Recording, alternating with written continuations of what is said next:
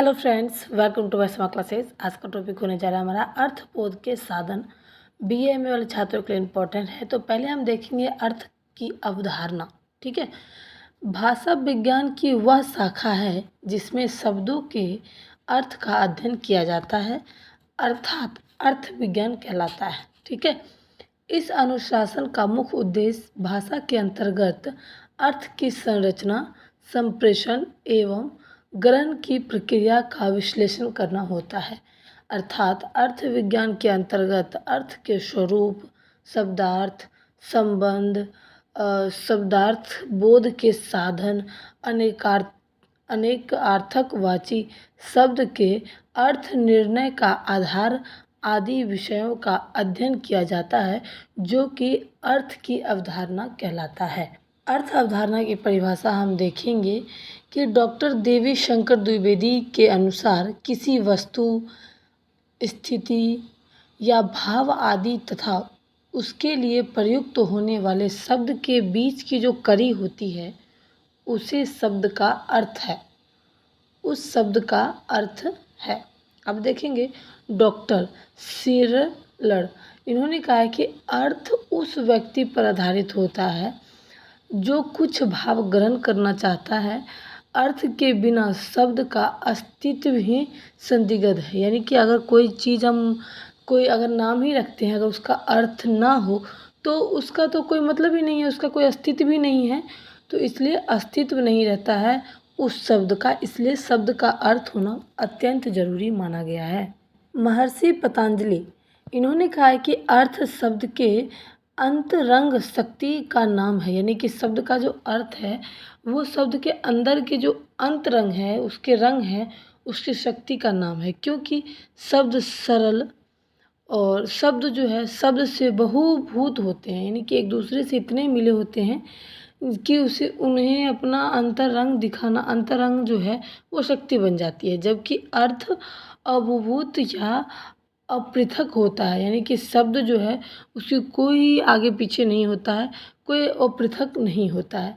और doctor sealer ने कहा है कि किसी वस्तु का अर्थ उस व्यक्ति पर निर्भर करता है जिससे वह वस्तु अभिप्रेरित हो। यानी कि अगर हम कोई चीज़ लिख रहे हैं तो उसका अर्थ हमारे ऊपर निर्भर करता है कि हमने उसे लिखा है तो हम उसे किस तरीके से, किस शब्द का अर्थ हम उसे उस माध्यम से हम बताएंगे।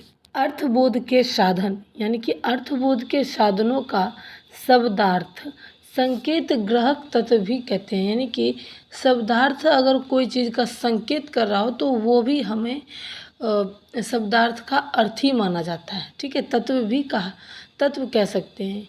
ये वो तत्व हैं जो अर्थबोध का साधन कहलाता है। ठीक है, शब्द और अर्थ का संबंध ना तो सहज है और ना ही स्वाभाविक है और ना ही यह वैज्ञानिक है। यह संबंध पूर्णतः यादृच्छिक है। पीने वाले तरल पदार्थ को हम पानी कहते हैं। पानी शब्द और उसके अर्थ में यादृच्छिक संबंध है। यानी कि पीने वाला पानी और तरल पदार्थ में कुछ अंतर है। तरल अगर हम तेल के माध्यम से भी हम कह सकते हैं, और एक पानी भी हुआ। ठीक है, तो इसके बीच यानी कि बराबर का संबंध होता है। जैसे आपने रिफाइन देखा होगा और कभी कभी आयरन वाला पानी देखा होगा तो आपको थोड़ा बहुत समानता दिखा होगा, तो उसे हम यादृच्छिक कहेंगे। इसके पीछे कोई वैज्ञानिकता नहीं है। भारतीय विद्वानों ने अर्थबोध के 8 साधन माने हैं, लेकिन पाश्चात्य विद्वानों ने अर्थबोध के 3 साधन माने हैं, जो कि हम अभी आपको बता रहे हैं। अर्थबोध के 8 साधन इस प्रकार हैं। पहला है व्यवहार। व्यवहार क्या होता है कि इसमें यह साधन होता है कि हम अपने आप में अपना 2 जने हैं और उसमें एक व्यवहार से बात हो रहा है, अपनी भाषाओं में बात हो रहा है, तो उसे हम व्यवहार कहेंगे। उसके बाद आता है आपात्य वाक्य। इसमें क्या होता है कि पहले के समय में जो ऋषि मुनि रहते थे वो कुछ ज्ञान उन्हें देकर गए और उनकी सिखाई हुई सीख पर हम अभी चल रहे हैं, तो उन्होंने प्रत्यक्ष देखा और हमने अप्रत्यक्ष, जिसे उसी वाक्य को हम आपात्य वाक्य के नाम से जानते हैं। अब देखेंगे उपमान। उपमान का मतलब होता है समानता। जैसे कि अगर हमें समानता, कोई चीज़ हमें सेम लगे, जैसे अगर कोई चीज़ का कलर उसके नाम पर आधारित होता है, जैसे कि नील गाय हो गया, उसमें हल्का हल्का नीलापन रहता है। तो गाय तो सबने देखा है, पर उसको देखकर, उसकी समानता को देखकर हमें ज्ञान भी मिलता है और उसके रंग को देखकर हमें उसका नाम का भी पता चलता है। ये सब उपमान है, ठीक है। अब देखेंगे हम प्रकरण।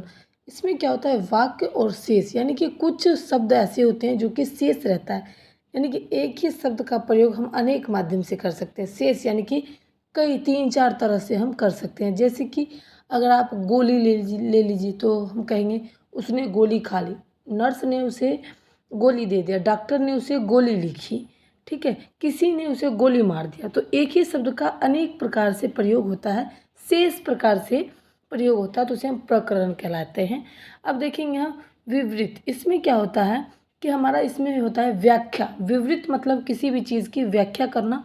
जब हम कोई चीज़ की व्याख्या करते हैं तो वही हमारा विवृत बन जाता है। अब देखेंगे हम संदिग्ध। इसमें क्या होता है कि प्रसिद्ध पद का सहारा लेकर हम कोई चीज़ करते हैं, यानी कि आप प्रसिद्ध। प्रसिद्ध कौन है, जैसे एक नाम ले लो, जैसे राम। राम नाम जो है वो पूरे देश में, पूरे विश्व में विख्यात है। तो उसका, उनके नामों के सहारा से, जैसे हम कहेंगे राम ने बाण छोड़ा, राम ने आम तोड़ा, यानी कि राम विख्यात शब्द है और आम जो है वो एक साधारण पद है, ठीक है। अब देखेंगे हम व्याकरण। व्याकरण क्या होता है, हर एक भाषा के पीछे, जैसे हिंदी, संस्कृत, इनके पीछे व्याकरण का हाथ होता है, क्योंकि इनके माध्यम से ही हमें भाषा का अर्थ पता चलता है, कोई भी शब्द का अर्थ पता चलता है, तो उसे हम व्याकरण कहेंगे। अब देखेंगे शब्दकोशी। इनके अंदर भी अर्थ होता है, शब्द का अर्थ बनाने का जो महत्व होता है, जो बीच का प्रोसीजर होता है, वो हमें शब्दकोश के नाम से जानते हैं। एक शब्द का अनेक अर्थ बनाना, एक अर्थ का अनेक शब्द के तौर पर प्रयोग करना, तो ये सब हमारा शब्दकोश होगा। ये हमारे 8 थे साधन। अब हम देखेंगे कि पश्चात विद्वानों ने अर्थबोध के निम्नलिखित 3 पूर्ण साधन माने। कौन कौन से?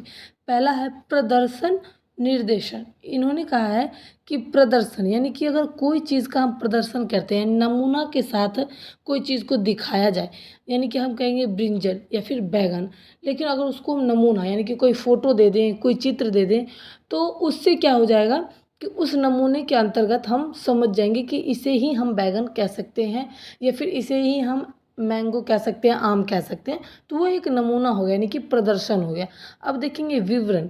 विवरण का मैंने अभी अभी आपको बताया था कि व्याख्या, यानी कि अगर हम किसी भी चीज़ पर बात कर रहे हैं तो उसकी व्याख्या करना ही विवरण कहलाता है, ठीक है। अब देखेंगे अनुवाद।